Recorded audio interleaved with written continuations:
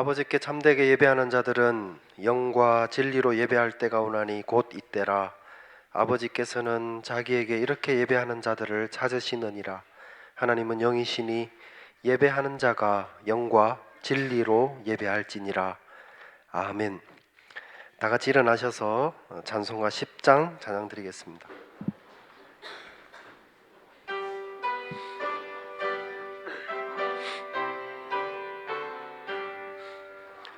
전능왕 오셔서 주 이름 찬송케 하옵소서. 영광과 권능의 성부여 오셔서 우리를 다스려 주옵소서. 강생한 성자여 오셔서 기도를 들으소서. 택하신 백성들 복 내려 주시고 거룩한 마음을 주옵소서. 위로의 주 성령 오셔서 큰 증거 주옵소서. 전능한 주시여 각 사람 맘에서 떠나지 마시고 계십소서. 성삼위일체께 한없는 찬송을 드립니다. 존귀한 주님을 영광 중 되었고 영원히 모시게 하옵소서. 아멘. 사도신경으로 신앙 고백 드리겠습니다. 전능하사 천지를 만드신 하나님 아버지를 내가 믿사오며 그 외아들 우리 주 예수 그리스도를 믿사오니 이는 성령으로 잉태하사 동정녀 마리아에게 나시고 본디오 빌라도에게 고난을 받으사 십자가에 못 박혀 죽으시고 장사한 지 사흘 만에 죽은 자 가운데서 다시 살아나시며 하늘에 오르사 전능하신 하나님 우편에 앉아 계시다가 저리로서 산자와 죽은 자를 심판하러 오시리라. 성령을 믿사오며 거룩한 공회와 성도가 서로 교통하는 것과 죄를 사하여 주시는 것과 몸이 다시 사는 것과 영원히 사는 것을 믿사옵나이다. 아멘. 교동문 46번입니다. 내 영혼아 여호와를 송축하라. 여호와 나의 하나님이여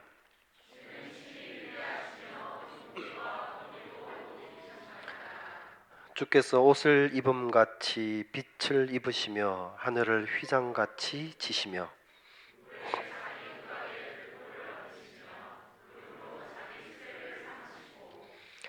바람날개로 다니시며 바람을 자기 자신으로 삼으시고 사신으로 삼으시고 불꽃으로 자기 사역자를 삼으시며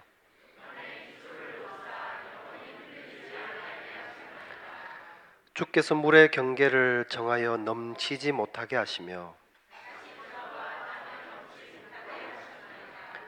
여호와께서 샘을 골짜기에서 솟아나게 하시고 산 사이에 흐르게 하사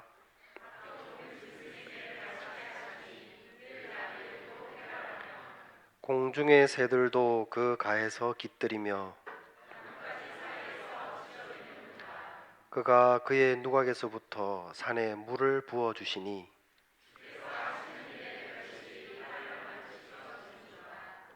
아멘. 자리에 앉아주시기 바랍니다. 찬송가 167장 같이 찬양 드리겠습니다.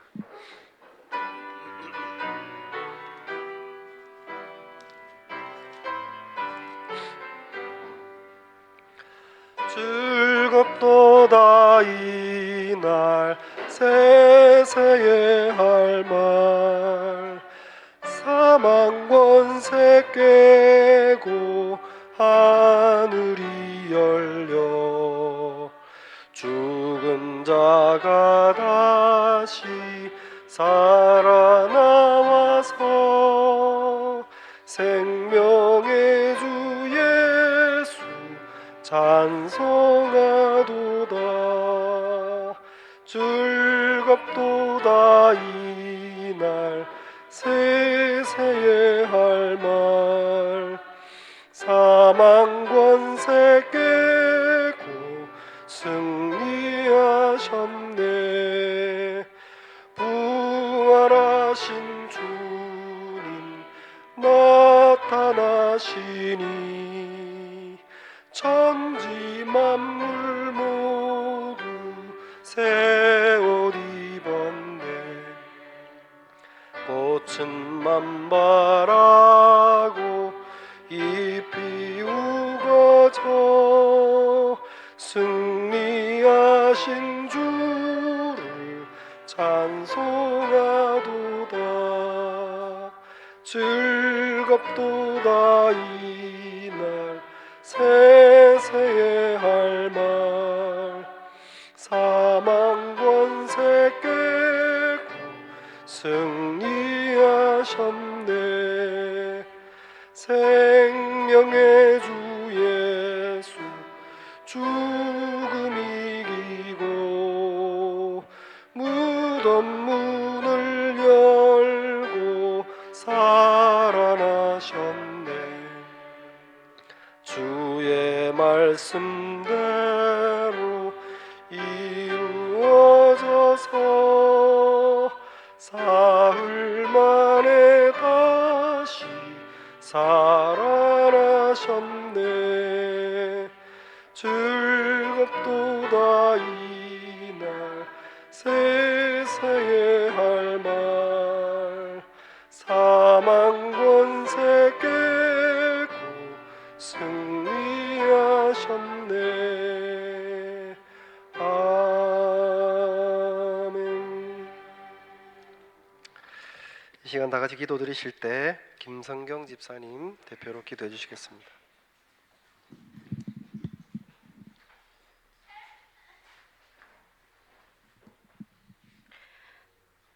그러므로 염려하여 이르기를 무엇을 먹을까 무엇을 마실까 무엇을 입을까 하지 말라. 이는 다 이방인들이 구하는 것이라. 너희 하늘 아버지께서 이 모든 것이 너희에게 있어야 할 줄을 아시느니라. 그런즉 너희는 먼저 그의 나라와 그의 의를 구하라. 그리하면 이 모든 것을 너희에게 더하시리라. 아멘. 저희의 있는 모습 그대로를 사랑하시고 받아주신 하나님 감사합니다. 자격이 없지만 그럼에도 불구하고 예배의 자리에 나왔습니다. 우리의 죄를 예수 그리스도의 보혈로 덮어주시고 이 자리 가운데 충만하게 임재하여 주시옵소서.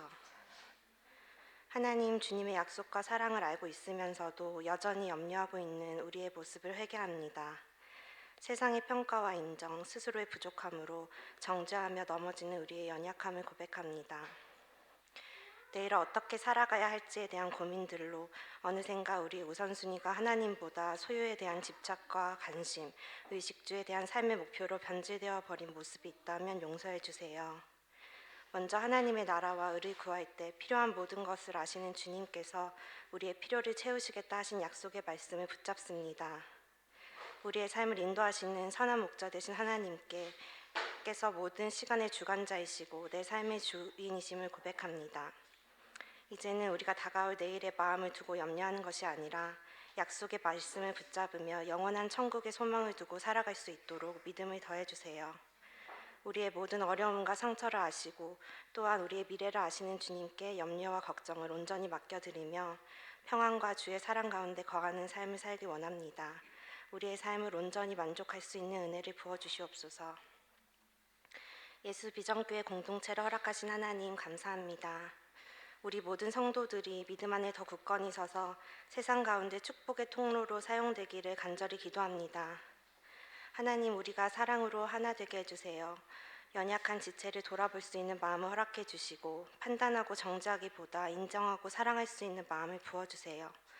무엇보다 하나님을 향한 사랑과 열정이 충만하여서 끊임없이 하나님의 임재 앞으로 나아가고 기도하며 말씀을 사랑하는 성도들이 될 수 있도록 은혜를 더해주세요. 세워주신 담임 목사님과 교육 부서를 섬기시는 권기원 목사님, 이은미 사모님, 민날의 김수진 집사님께 영육간의 강건함과 주님과의 친밀함을 더하여 주셔서 맡겨진 사역을 넉넉히 기쁨으로 감당할 수 있도록 도와주세요. 다음 세대를 책임질 청년들과 청소년, 어린이부, 유치부의 자녀들을 기억해 주시고 그들이 어두운 세상 가운데 주님의 나라를 세워가는 일꾼으로 세상의 빛과 소금의 역할을 감당할 수 있도록 세워주시고 어린 시절에 하나님을 나의 하나님으로 뜨겁게 만나는 경험을 할 수 있도록 인도해 주세요. 오늘의 예배를 주님께 온전히 맡겨드립니다. 이 예배를 인도하시고 기뻐 받으시는 하나님 홀로 영광 받아 주시옵소서. 감사드리며 예수님 이름으로 기도드렸습니다. 아멘.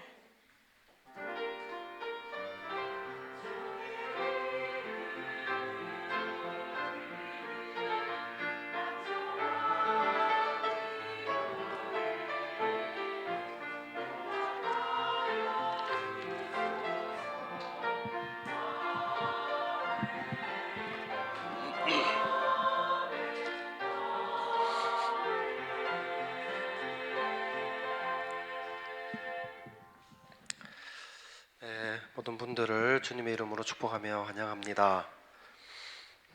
아까 인사 잠시 드렸지만 한국 잘 다녀왔습니다. 어머니하고 좋은 시간 보내고 왔고요. 올 때 감기가 들었는지 목이 이렇게 콧물도 줄줄 나고 그래가지고 약을 먹고 한 이틀 끙끙 앓다가 어제 오후부터는 괜찮았는데 이제 다른 건 다 괜찮아졌습니다. 목만 이렇게 잠겨가지고 그렇습니다. 그렇게 이해를 해주시기를 바랍니다. 또 오늘 원래 전교인 캠핑 가는 날인 주간인데 사실 저도 매년 이 주간을 기다리는데 올해는 신청하신 분들이 적어서 이렇게 교회에서 가지 않고 예배를 드리게 되었습니다. 캠핑은 못 갔지만 또 가족들하고 또 이 하프텀에 또 좋은 영국 날씨를 만끽하면서 좋은 여행들도 좀 다녀오시고 그렇게 하시기 바랍니다.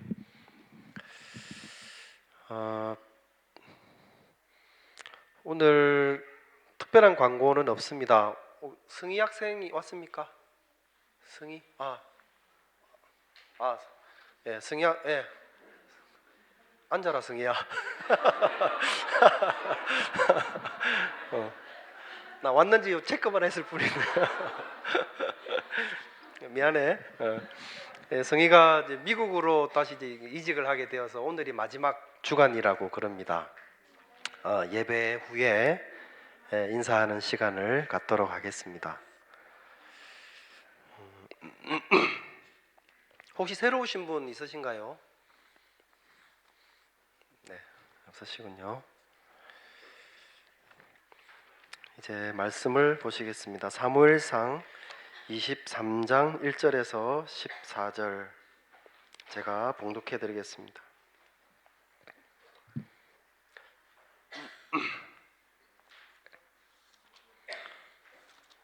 사무엘상 23장 1절에서 14절 조금 긴데요. 제가 읽어드리겠습니다. 사람들이 다윗에게 전하여 이르되 보소서 블레셋 사람이 그일라를 쳐서 그 타작 마당을 탈취하더이다 하니 이에 다윗이 여호와께 묻자와 이르되 내가 가서 이 블레셋 사람들을 치리이까 여호와께서 다윗에게 이르시되 가서 블레셋 사람들을 치고 그일라를 구원하라 하시니 다윗의 사람들이 그에게 이르되 보소서 우리가 유다에 있기도 두렵거든 하물며 그일라에 가서 블레셋 사람들의 군대를 치는 일이리이까 한지라. 다윗이 여호와께 다시 묻자온데 여호와께서 대답하여 이르시되 일어나 그일라로 내려가라. 내가 블레셋 사람들을 너의 손에 넘기리라 하신지라. 다윗과 그의 사람들이 그일라로 가서 블레셋 사람들과 싸워 그들을 크게 쳐서 죽이고 그들의 가축을 끌어오니라. 다윗이 이와 같이 그일라 주민을 구원하니라. 아히멜렉의 아들 아비아달이 그일라 다윗에게로 도망할 때 손에 에봇을 가지고 내려왔더라. 다윗이 그일라에 온 것을 어떤 사람이 사울에게 알림해 사울이 이르되 하나님이 그를 내 손에 넘기셨도다. 그가 문과 문 빗장이 있는 성읍에 들어갔으니 갇혔도다. 사울이 모든 백성을 군사로 불러 모으고 그 일라로 내려가서 다윗과 그의 사람들을 애워싸려 하더니 다윗은 사울이 자기를 헤아려 하는 음모를 알고 제사장 아비아달에게 이르되 에봇을 이리로 가져오라 하고 다윗이 이르되 이스라엘 하나님 여호와여 사울이 나 때문에 이 성읍을 멸하려고 그 일라로 내려오기를 꾀한다 함을 주의 종이 분명히 들었나이다. 그 일라 사람들이 나를 그의 손에 넘기겠나이까? 주의 종이 들은 대로 사울이 내려오겠나이까? 이스라엘의 하나님 여호와여 원하건대 주의 종에게 일러 주옵소서 하니 여호와께서 이르시되 그가 내려오리라 하신지라. 다윗이 이르되 그 일라 사람들이 나와 내 사람들을 사울의 손에 넘기겠나이까 하니 여호와께서 이르시되 그들이 너를 넘기리라 하신지라. 다윗과 그의 사람 600명 가량이 일어나 그 일라를 떠나서 갈 수 있는 곳으로 갔더니 다윗이 그 일라에서 피한 것을 어떤 사람이 사울에게 말하매 사울이 가기를 그치니라. 다윗이 광야의 요새에도 있었고 또 쉽광야 산골에도 머물렀으므로 사울이 매일 찾되 하나님이 그를 그의 손에 넘기지 아니하시니라. 아멘. 네, 비전 찬양대에서 찬양 드리겠습니다.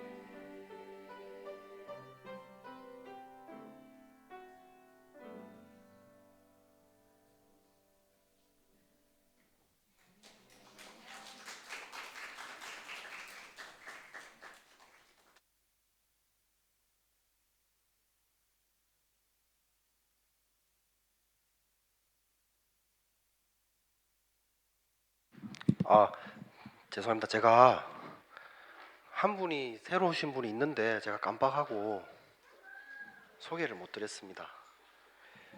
우리 김하람 학생인데요. 우리 이어 나인에 우리 김수정 사모님 댁에 좀 있게 된 우리 학생이라고 합니다. 우리 하람 학생, 우리 일어날 때 박수를 한번 환영해 주시기 바랍니다. 네, 네, 네. 감사합니다. 자, 이제 주일학교 학생들은 이동해 주시기 바랍니다.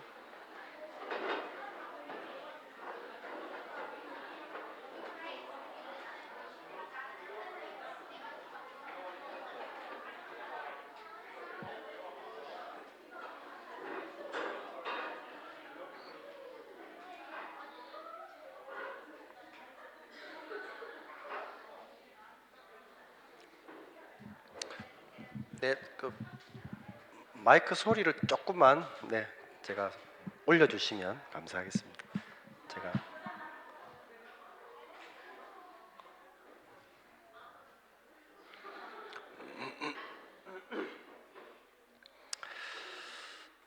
네, 오랜만에 이제 사무엘상을 계속 이어가는데요. 이 사울의 추격을 당하고 있는 다윗.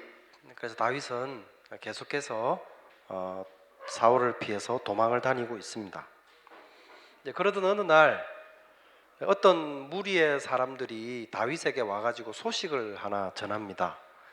이 블레셋 사람들이 블레셋과 이스라엘 접경 지역에서 그리 멀지 않은 이 그일라라고 하는 성읍에 들어와서 이 블레셋 사람들이 이 그일라 사람들이 1년 동안 열심히 농사 지어 놓은 이 곡식들을 탈취해 간다는 그런 이야기를 다윗에게 누가 이제 전해주는 겁니다. 근데 이 소식을 듣고는 다윗이 하나님께 기도를 합니다. 하나님, 내가 가서 저 블레셋 사람들을 칠까요? 하나님이 그렇게 하라, 이렇게 응답을 하십니다. 근데 다윗의 부하들의 생각은 좀 달랐습니다. 그들은 다윗에게 이렇게 이야기를 합니다. 3절에 보면, 보소서, 우리가 유다에 있기도 두렵거든 하물며 그일라에 가서 블레셋 사람의 군대를 치는 일이겠습니까? 라고 이렇게 이야기를 했습니다. 그러니까 그일라 주민들의 농작물을 탈취하기 위해서 블레셋 사람들이 지경을 넘어서 온 것이기 때문에 나라와 나라의 전쟁을 하기 위한 그런 큰 군대는 분명히 아니었을 겁니다. 약탈하기 위해서 넘어온 어느 정도 사이즈 되는 군대인데, 이들이 물론 뭐 전쟁을 하기 위한 큰 군대는 아니라 하더라도 어쨌든 다윗의 군대가 가가지고 저들과 싸우려고 그러면 아군의 피해를 감수할 수밖에 없는 그런 상황 아니겠습니까?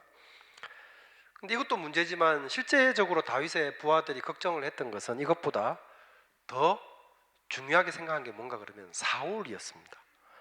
그러니까 유다 지역을 지금 어디로 가더라도 사울이 자기 병사들을 데리고 계속해서 다윗을 지금 추격해 가고 있는 그런 상황이었는데, 그일라 가가지고 블레셋 사람과 싸운다는 소식을 사울이 듣게 된다면 뭐겠습니까? 우리 여기 있습니다 하는 소리와 똑같은 거거든요. 그러니까 사울이 당연히 듣고 그쪽으로 가려 하지 않겠습니까?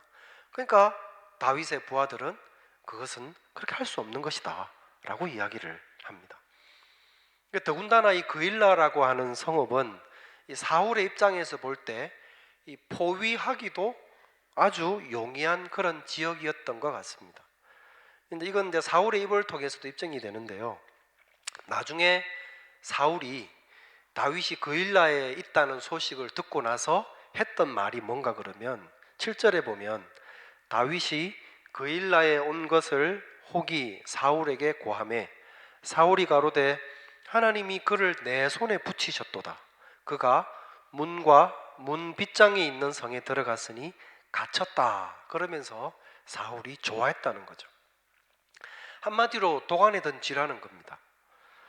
그러니까 다윗이 지금 이 그일라를 도와주기 위해서 가려고 하는 이 여정은 어느 면으로 보나 아주 위험한 일이었습니다. 그러니까 블레셋과 전쟁을 하는 것도 분명히 아군의 피해가 예상될 수밖에 없는 그런 전쟁이고, 또 자신들의 위치를 사울에게 정확하게 노출시키는 것이니 그것도 위험한 것이고, 또 그일라라고 하는 이 성읍이 사울이 알고 왔을 때 포위하기도 아주 용이한 지역이기 때문에 그것 또한 위험한 일이라는 겁니다. 그걸 다윗이 모를 리가 있겠습니까? 근데 그럼에도 불구하고 다윗은 하나님께 기도했다는 겁니다. 하나님, 제가 지금 그일라 사람들의 이 사람들의 소식을 내가 들었는데 제가 가서 저 사람들을 칠까요? 라고 기도를 합니다. 그러니까 다윗이 이런 기도를 드렸다는 사실 자체부터가 사실은 놀랍습니다. 그러니까 그일라 주민들이 어려움에 처했다는 사실을 모르는 건 아니지만, 그래도 다윗은 지금 누구의 처지를 돌아보고 누구를 도와주고 할 그런 처지가 안 되는 것 아니겠습니까? 그러니까 사울을 피해 다니느라 사실은 제코가 석자인 사람이 다윗 그 자신인데 그엘라 주민들의 어려움을 듣고 그들을 도우려 한다는 겁니다. 그러니까 하나님도 아시죠?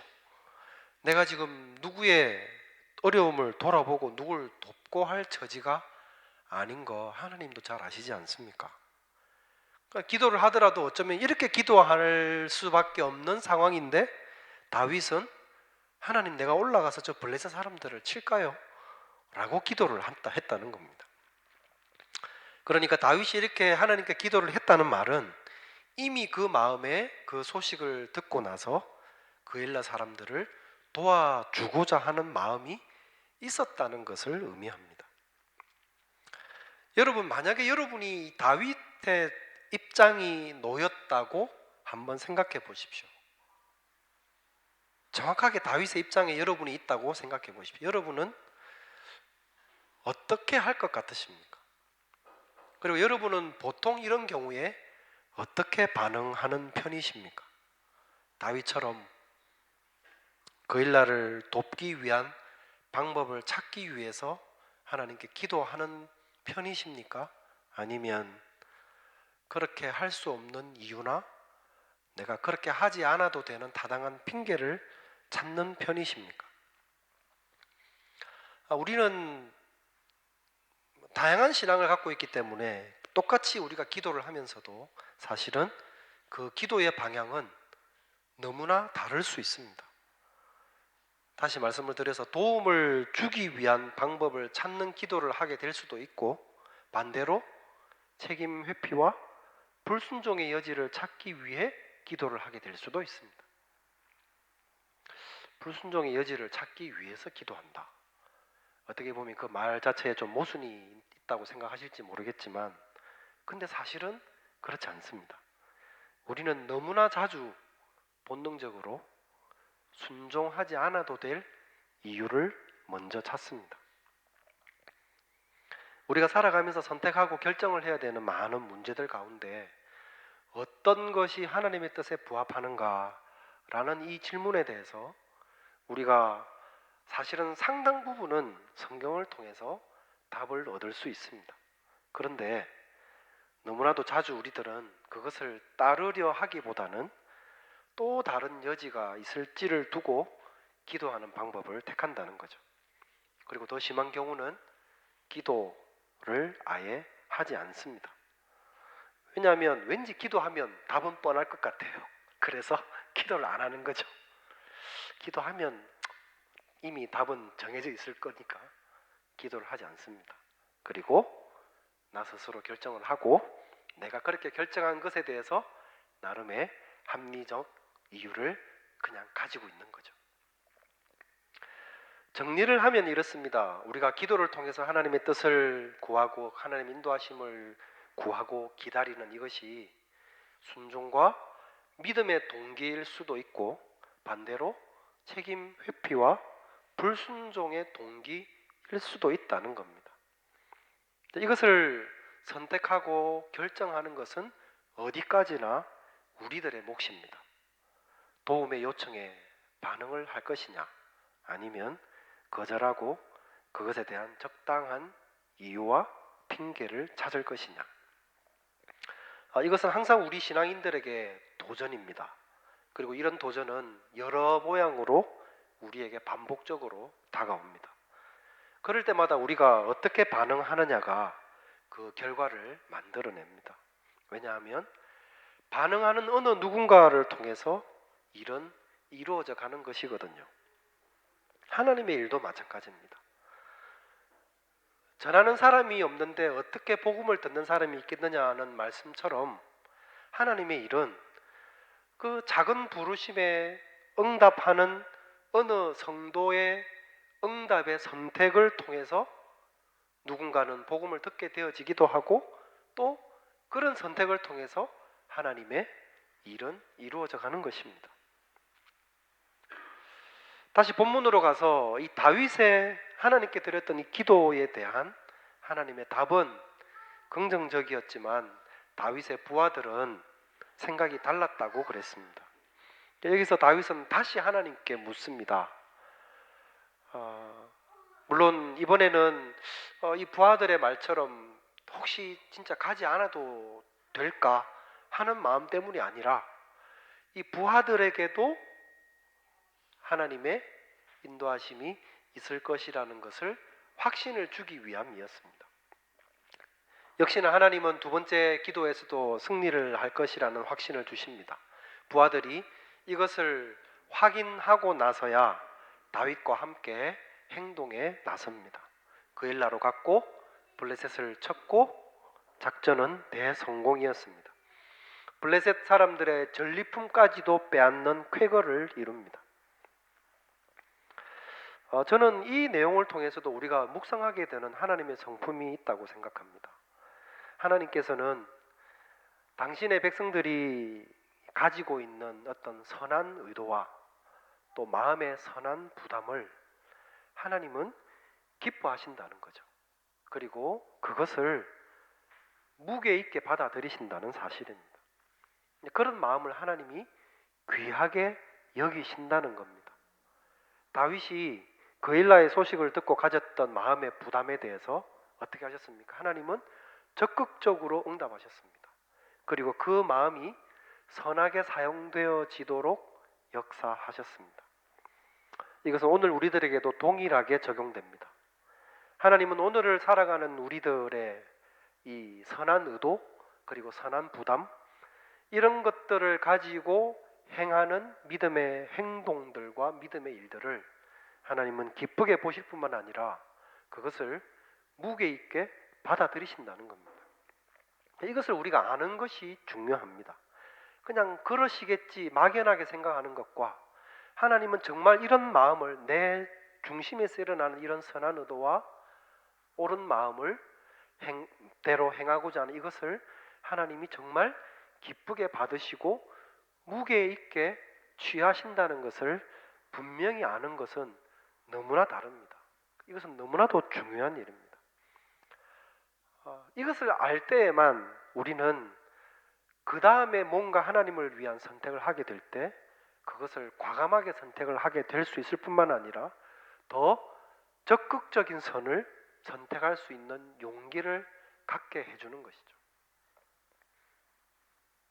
우리가 기도하면서도 그리고 하나님 앞에서 옳고 선한 것이라고 여겨지는 일을 하려고 어떤 선택을 하면서도 그것이 그냥 내 마음이 그냥 나만 아는 그런 마음이겠거니 하면서 그냥 내 혼자의 선택이고 결정이라는 생각으로 멈추는 것이 아니라 하나님께서 그것을 잘 알고 계시고 그 마음을 기뻐하시고 그것을 받으셔서 그것이 선한 일로 이루어지도록 적극적으로 개입하신다는 사실을 내가 아는 것은 너무나 중요합니다.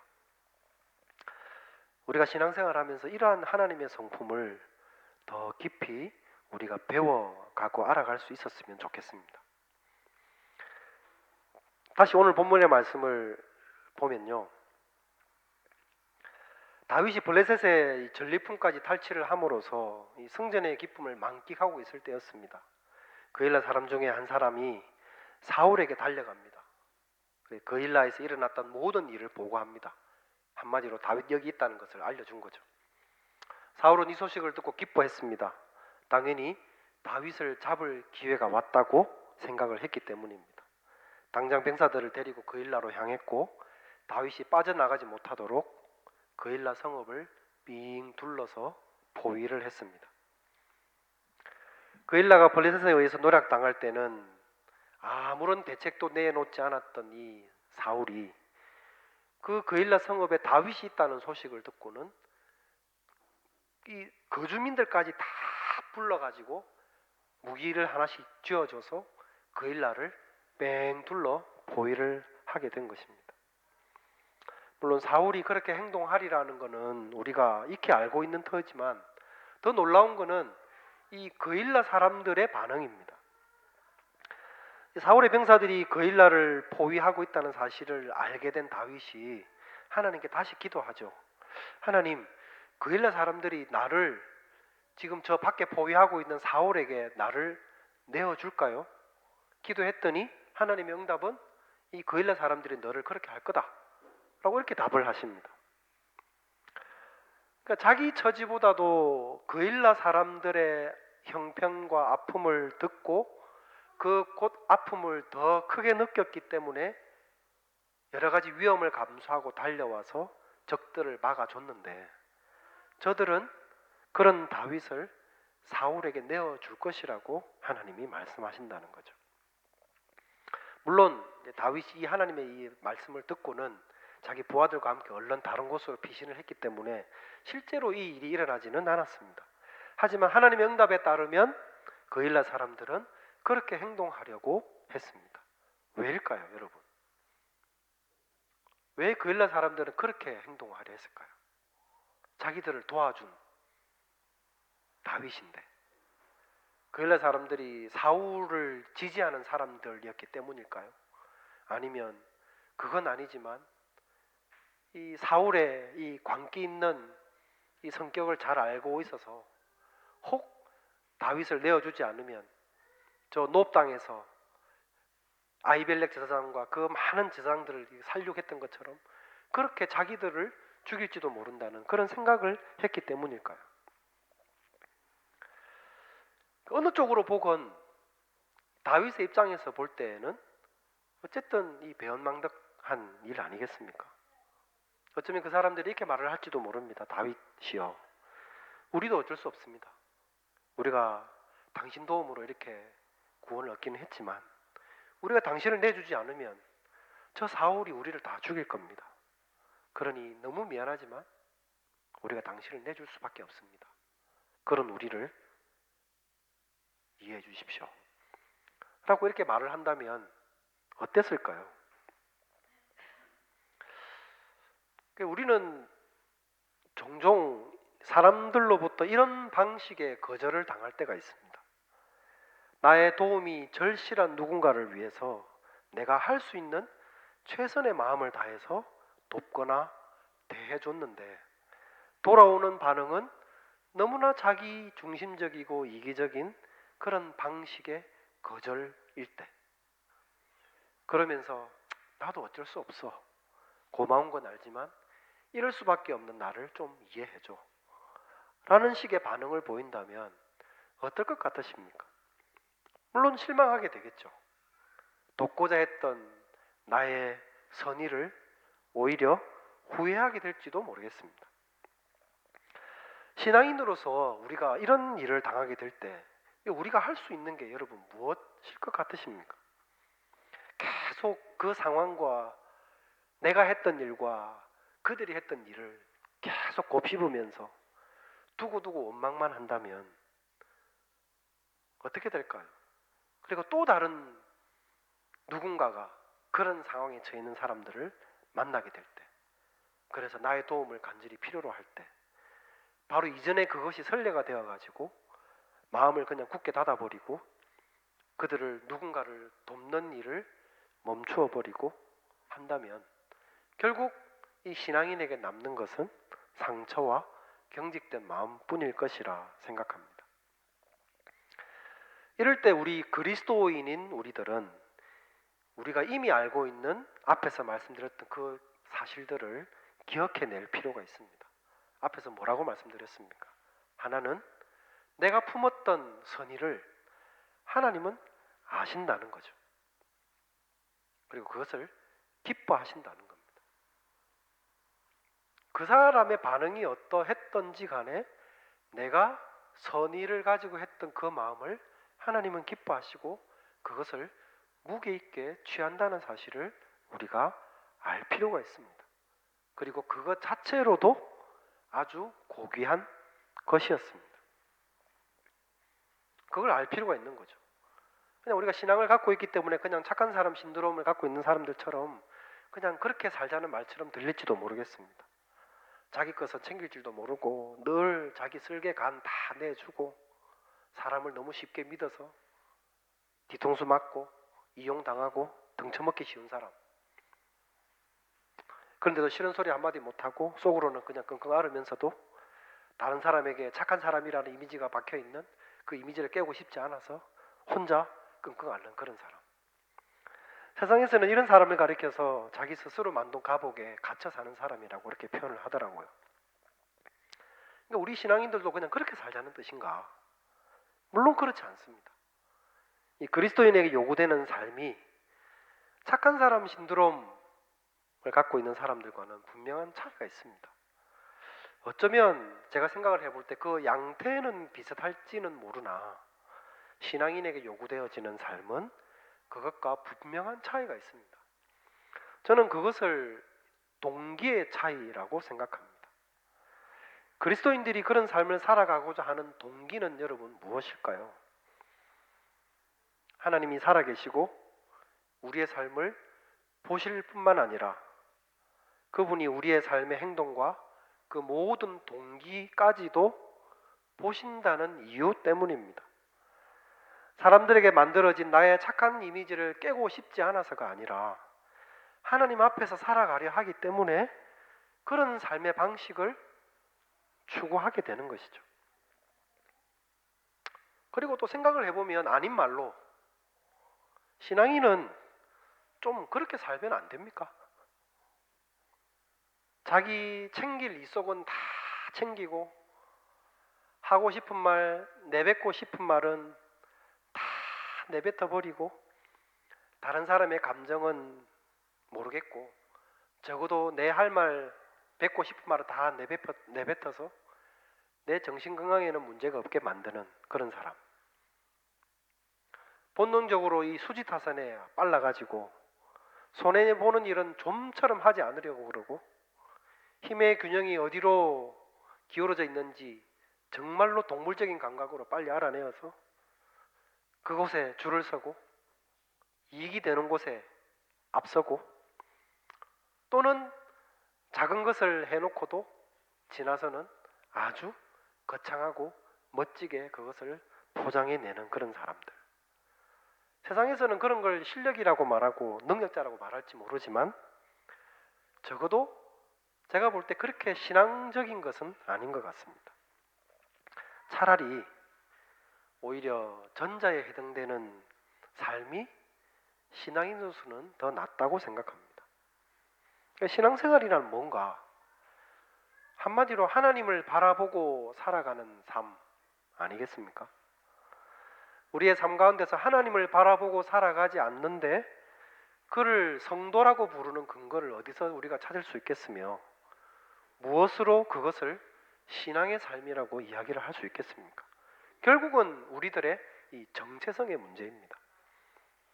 나를 필요로 할 때는 나를 내어줬지만 돌아오는 것은 냉담한 거절일 때 우리 신앙인이 붙들어야 되는 것이 무엇인지 이런 상황을 보면서 한번 새겨볼 수 있었으면 좋겠습니다.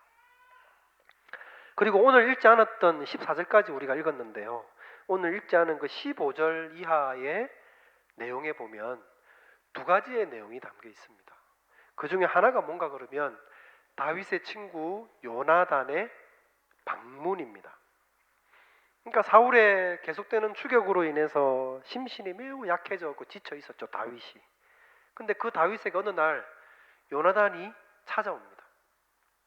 아마도 이 서로 간에 좀 정보원이 있지 않았을까 싶은데 이 다윗이 낙담해 있다는 사실을 알고는 요나단이 아버지와 함께 있던 그 야영지를 벗어나는 위험을 감수하고 다윗을 찾아옵니다. 그리고 16절에 보면 하나님을 힘있게 의지하게 했다고 이렇게 표현이 되어 있습니다. 이 다윗이 힘이 필요한 이유가 어떤 의미였는지 특정하기는 어렵습니다.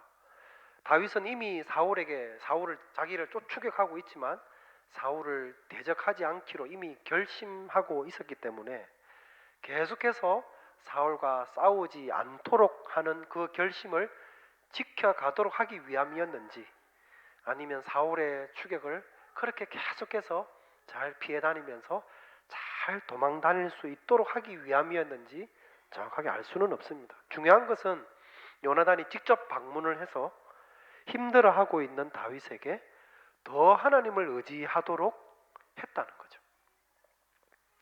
요나단은 되어지는 그 모든 일에 대한 하나님의 통제하심을 믿었습니다. 그는 사울의 뒤를 잇는 자기 왕이 자기가 아닌 다윗이고 그것이 하나님의 뜻이라는 것을 받아들이고 있었기 때문에 하나님께서 그 일을 하실 것이라는 것을 믿었습니다. 그렇기 때문에 다윗이 지금 갖고 있는 마음처럼 왕을 대적하려 하기보다는 하나님의 때를 같이 기다리자고 아마 권면을 했을 겁니다. 근데 다윗도 마찬가지입니다. 이참에 그냥 확 사울을 공격해서 그냥 죽여버릴까? 라는 생각을 하지 않았습니다. 도망 다니면서도 하나님이 세우신 왕으로 인정하면서 끝까지 피해 다니고 있던 상황이었습니다. 그러니까 요나단이나 다윗이나 같은 마음이었지만 그럼에도 불구하고 친구 요나단이 방문을 해서 친구의 입으로 들려주는 똑같은 이 격려의 이야기가 얼마나 다윗에게 큰 힘이 되었을까 상상해보면 그것은 정말 그냥 단순한 충고 그 이상이었음이 분명합니다. 우리들도 마찬가지라고 생각합니다. 내가 확고히 갖고 있는 믿음이라 하더라도 때로는 흔들리게 되기도 하고 때로는 낙담하게 되기도 하고 요동칠 때가 있습니다. 그럴 때 정말 나를 잘 알고 나를 잘 이해하는 친구가 와가지고 비록 나와 같은 생각이긴 하지만 나를 위로하고 격려해주는 그런 말 한마디가 정말로 큰 힘이 되어지는 거죠. 친구의 권면이 뭔가 결론을 다르게 이끌지도 않습니다. 내가 갖고 있는 그 믿음 그대로 그 친구도 같은 생각을 갖고 있습니다. 그렇지만 친구의 권면은 큰 힘과 위로가 되어집니다. 그리고 그 뒤에 나오는 또 다른 이야기 하나가 뭔가 그러면 사울이 다윗을 추격하던 일을 잠시 중단한 일에 관한 내용이었습니다. 다윗이 사울을 피해서 다니던 중에 쉿 사람들이 사울에게 가가지고 다윗의 은신처가 어딘지 알려주게 됩니다. 사울이 또 당연히 병사들을 대동해서 달려왔겠죠.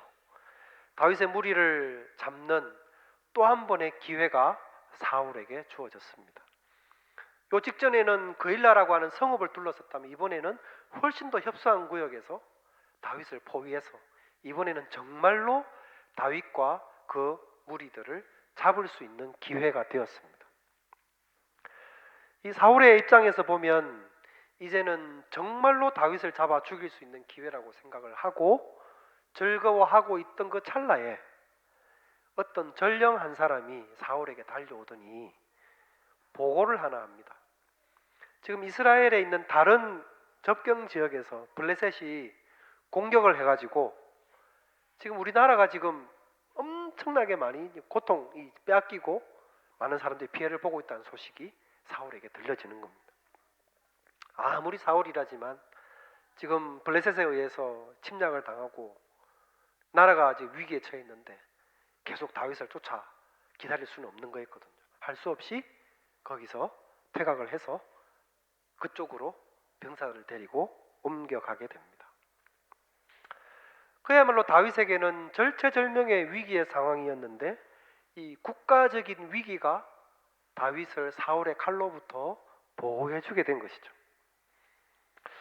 14절에 보면 오늘 읽었던 구절 마지막 구절인 14절에 보면 이렇게 적혀 있었습니다. 다윗이 광야의 요새에도 있었고 또 쉿 광야 산골에도 머물렀으므로 사울이 매일 찾되 하나님이 그를 그의 손에 넘기지 아니하시니라.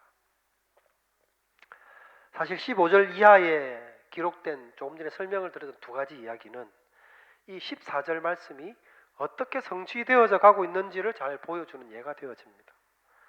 그렇게 하나님은 다윗에게 하신 약속을 이루어 가십니다. 때로는 사랑하는 친구의 권면을 통해서 낙담해서 또다시 힘을 얻게 만들어 주십니다. 이것은 요나단이 친구 다윗에게 해준 권면이긴 하지만 사실은 하나님께서 요나단을 통해서 다윗을 격려해 주신 말씀이기도 합니다. 또는 위기의 상황에서 정말 절체절명의 위기였는데 너무나도 우연처럼 나라의 다른 곳에서 더 큰 위기가 일어나게 하심으로써 다윗을 구출하십니다. 이렇게 하나님께서는 당신의 방식으로 다윗에게 하셨던 그 약속을 성취해 가시는 것이죠. 결국 다윗을 실제로 지키고 보호하신 것은 누구냐? 바로 하나님이셨습니다. 사울은 어떻게든 다윗을 찾아내어 가지고 그를 파괴시키려고 했지만 그런 노력에도 불구하고 자신의 목적을 성공시키지 못했습니다. 그러나 우리가 성경을 읽어가면 갈수록 더더욱 확실하게 보게 되는 것은 결국 다윗을 보호하시고 지켜가시는 세밀한 손길을 내미시는 분은 하나님이시라는 것을 우리가 말씀을 통해 더 분명하게 읽게 되는 것입니다. 말씀을 맺으려고 그럽니다. 우리의 삶도 다르지 않습니다. 하나님은 때로는 침묵하시는 것 같지만 그렇게 당신의 섭리 가운데 만물을 운행하시고 기도하는 자들의 기도를 들으시며 때로는 우리가 느낄 수 있게 또 때로는 너무나 우연 같은 일을 통해서 내 삶을 지키시고 하나님을 의지하는 믿음의 사람들의 삶을 보호해 가시는 것입니다. 여러분, 이런 하나님을 의지하고 신뢰하시기를 바랍니다. 우리가 적극적인 선을 행하려 함에 있어서도 하나님의 살아계심을 신뢰하시기 바랍니다. 그것을 신뢰하면 적극적인 선을 할 수 있습니다. 우리의 일상의 삶 속에서 그 손길을 잘 느끼지 못한다 하더라도 하나님의 선하신 인도와 지키심이 있음을 신뢰하고 그것이 하나님께서 우리들에게 바라시는 신앙인으로서의 삶이라는 것을 기억하고 이런 믿음의 삶을 힘써 살아가시는 모든 성도님들이 되시기를 주님의 이름으로 축원드립니다. 기도하겠습니다. 걸어가신 하나님 아버지 은혜를 감사합니다. 우리의 삶을 불꽃 같은 눈으로 지켜보시는 하나님, 때로 하나님은 너무 멀리 계시는 것 같고 침묵하시는 것 같고 그래서 우리가 드리는 기도나 우리가 간구하는 것들을 잊으시고 듣지 않으시는 듯 하지만 하나님은 살아계시고 또 당신의 백성들이 갖고 있는 선한 마음과 의지와 그 뜻과 행동들을 기뻐 받으실 뿐 아니라 무게 있게 여기심을 말씀을 통해 다시금 새기고 깨닫습니다. 그러하신 하나님을 오늘도 믿으며 살아갈 수 있도록 은혜 베풀어 주시옵소서. 걸어가신 예수님의 이름으로 기도드립니다. 아멘.